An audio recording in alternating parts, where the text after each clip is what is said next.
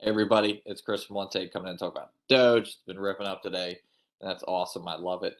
But I just want to check out the big picture, talk about how high I think it's going to go, how big the retracement is going to be, what caused it, and what I see going forward. So we'll look at the big picture and we'll figure it all out. All right. So remember, this is not financial advice. Do your own research, check out other people's channels, and just try and get the best entries as possible. I do have a link in the description below for a Webull account. If you log in and you sign up using that account, you get, or using that link, excuse me, you get 5 free stocks in value from $3 to $3,000 a piece. And remember to please like, comment, and subscribe. I have a few more subscribers from the last video, and this is a new channel, so every single one of you helps out so much, and I just want to say thank you to you guys.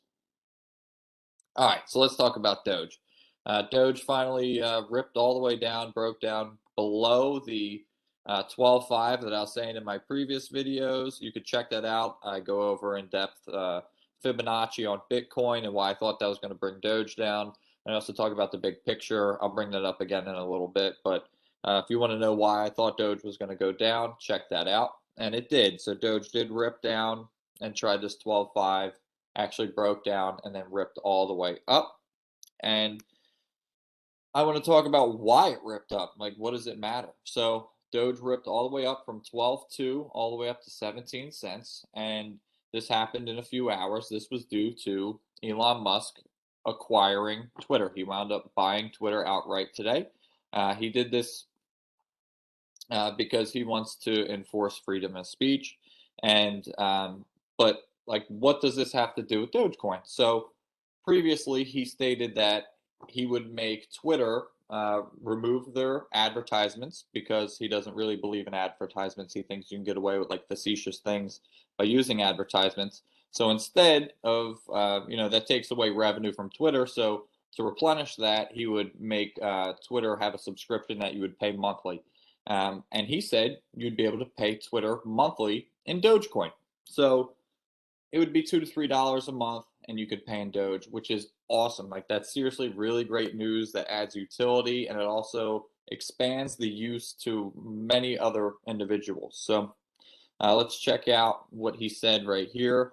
Maybe even an option to pay in Doge. This was in reference to that Twitter monthly fee that you would have to pay to use it for the subscription. But this is where it really starts to matter.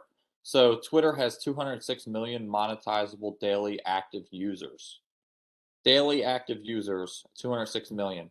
That's a ton of people that are now going to be in the reach just by the fingertip of Dogecoin and be able to use it literally on a monthly basis. Not just like, hey, I bought a whole Tesla in Dogecoin one time and I'm not going to buy another car in Dogecoin for 20 years. It's like actually recurrent fee, recurrent bill that you can pay in Doge. So it adds a lot to the use case. And to make this point even stronger, so 206 million people use Twitter.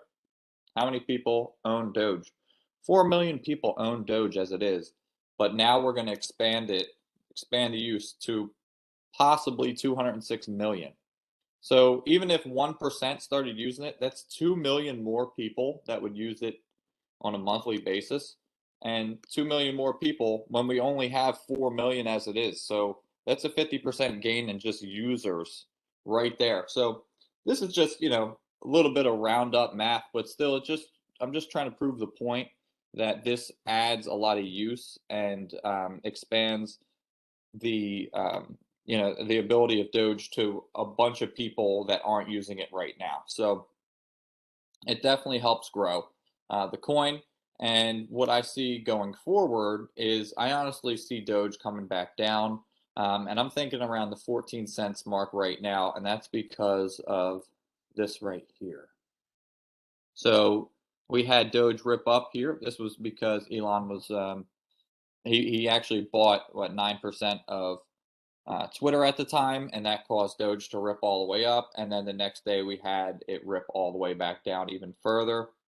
But we saw a little bit of support at this 14 cents. So I'm going to say we're going to have a little bit of support at the 14 cents. And I say this because Barry Silbert. Who is Barry Silbert? This guy is notorious for shorting Dogecoin. He came out and told everybody publicly that he was going to short Dogecoin when it was 75 cents. and he did. He shorted the crap out of it. But now he's saying, "Can't believe buying Doge actually crossed my mind today." So this guy, I don't know how he's not in jail, because he just, to me, is a market manipulator. And whenever he says, "Hey, I'm shorting Doge," it crashes. Whenever it's just, I'm expecting now after this, Doge is going to rise because he's one of the major shorters. He put this on the internet, and all the shorting, all the big corporations that are shorting Doge are going to be, "Holy crap, he's not shorting it. Well, then I'm not shorting it."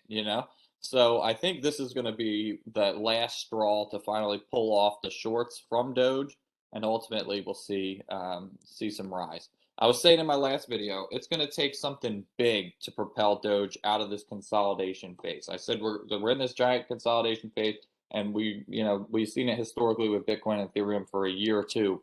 And I said we're gonna need something big. Well, honestly, this is kind of big, and it happened literally the day or two after I posted a video saying it's going to take a while. So this is huge. Hopefully, it could propel us out of that consolidation. It wasn't a triangle, but it was consolidation tunnel, whatever you want to call it. Hopefully, this news can propel us out of it, and hopefully, we'll have some shorts backing off. So there's a lot of things going on here. So what I ultimately see is Doge coming down, trying that 14 cents, a little bit of support that we had from the previous pullback. But this time, I don't think we're going to break to the downside. I honestly think if we have the shorts pull off, we're going to have a little bit of support, and hopefully we could stay around there and bounce, go off to the upside. And where do I see Doge going? If we do bounce off, the next stop would be that 17, well, the 17.9, but ultimately this 17.3 right here. This is the number one, and then that would be kind of number two. So this is historic resistance right here, 17.3. So I think we're going to be in a kind of channel between 14 cents and 17.3. Here's that 14 cents, and then here's that 17.3. So that's what I'm looking at. It could totally continue to keep coming down with all the bad news in the world, but I kind of just banking on the shorts backing off a little bit. They definitely got burnt last night when they shorted it all the way down to 12.2, and we had this crazy rip up. So they definitely got burnt, and now they have one of the biggest shorters saying, "Hey, like, I might actually just start buying Doge." And last time that happened, Doge went on a crazy run to 75 cents. Not saying that's happening, but what I'm saying is the current close short-term future is definitely looking a lot brighter than it was in these past couple days to weeks, just with all the bad news in the world. So let me guys know what you think. We'll see exactly how this plays out. Remember to please like, comment, subscribe. Let me know how I could be better, and I'm going to try and be as transparent as I can for you guys. All right, so can't wait to see you guys in the next one. Take care now.